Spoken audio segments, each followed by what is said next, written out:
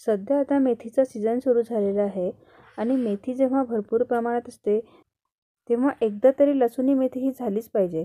तर आज मी मस्त लसूणी मेथीची रेसिपी घेऊन आलेली आहे।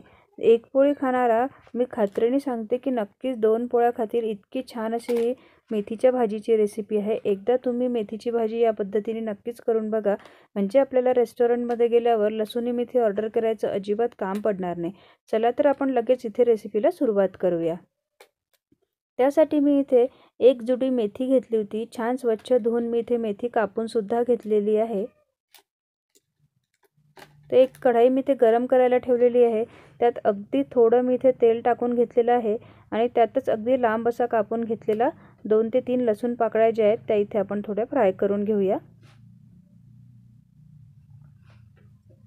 लसूण परतायला फार फार तर इथे 5 ते 7 मिनिटे लागतील।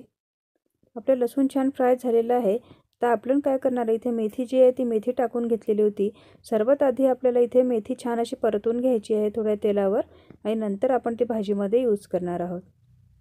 मेथीला इथे फार जास्त वेळ इथे शिजवायची गरज नाही आहे। त्यातलं आपल्याला इथे फक्त पाणी आटू द्यायचं आहे।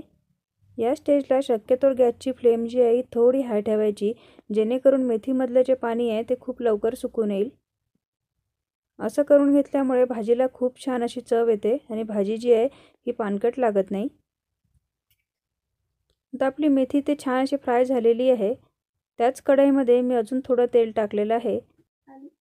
त्यातच थोडं जिरं आणि मोहरी टाकून घ्यायची आपल्याला। जिरं मोहरी ते तडतडलं की मी ते जवळपास 6 ते 7 लसूण पाकळ्यांचे बारीक बारीक काप करून घेतलेले आहे। आता आपल्या नावातच इथे दडलेलं आहे सर्व। लसूणी मेथी म्हणजे त्याला नक्कीच लसूण हा खूप जास्त पाहिजे आपल्याला। तर सर्वात आधी मी इथे तेलामध्ये लसूण टाकलेला आहे। त्यानंतर थोडा कढीपत्ता आणि 2 सुके लाल मिरच्या सुद्धा आपण इथे फोडणीमध्ये टाकून घेतलेला आहे। लसूण थोडा इथे परतून झाला की आज मी इथे या भाजीला छान असे 2 ते 3 मीडियम साईजचे कांदे जे आहे ते अगदी बारीक असे कापून घेतलेले आहे आणि ते कांदे सुद्धा आता आपण यात टाकून देऊया। या रेसिपीला कांदा जर जास्त टाकला, कांदा लसूण, तर ही भाजी खूप छान लागते। कांदा सुद्धा आपण तेलावर छान असा परतून घेऊया।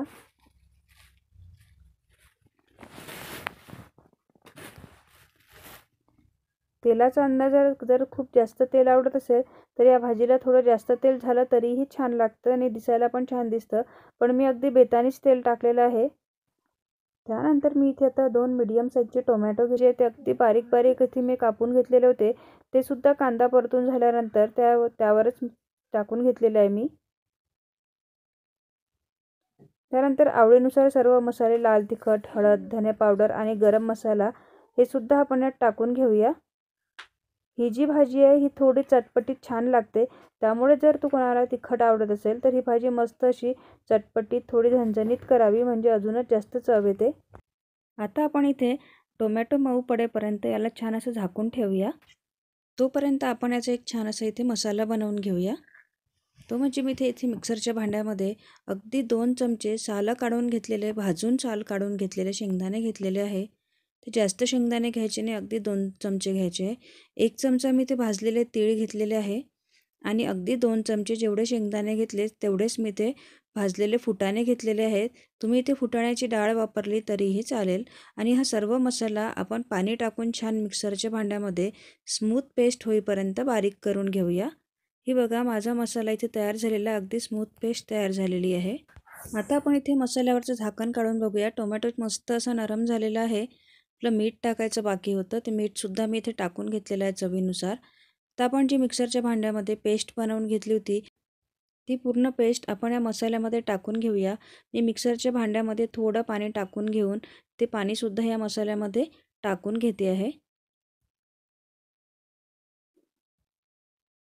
आता आपण हा मसाला जो आहे छान याला तेल सुटेपर्यंत आपण हा मसाला मस्त इथे शिजू देऊया। या भाजीला थोडं तेल जास्त झालं तरी काहीही हरकत नाही, खूप छान चव येते आणि दिसायला पण छान लागतं।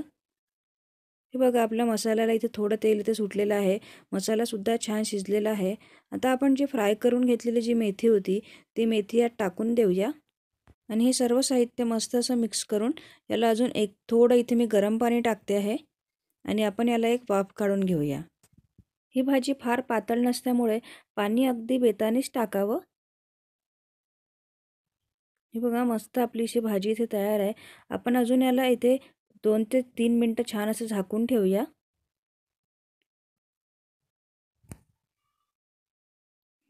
अगदी थोडं मी तेल कमी टाकल्यामुळे फार असं तेल वर आलेलं नाही आहे. पण आपली भाजी इथे मस्त शिजून तयार आहे. मस्त इथे कोथिंबीर टाकून आपण गार्निश करून घेऊया. अप्रतिम अशा चवीची लसुणी मेथी तयार झालेली आहे. जर कुणाला सलादमध्ये मेथी आवडत नसेल तर हा प्रकार तुम्ही नक्की ट्राय करून बघा. घरात सगळ्यांना खूप आवडेल.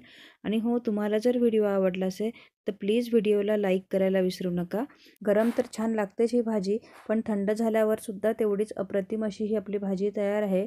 आणि मी छान इथे 2 लसूण पाकळ्या टाकून सुद्धा गार्निश करून घेतलेली आहे.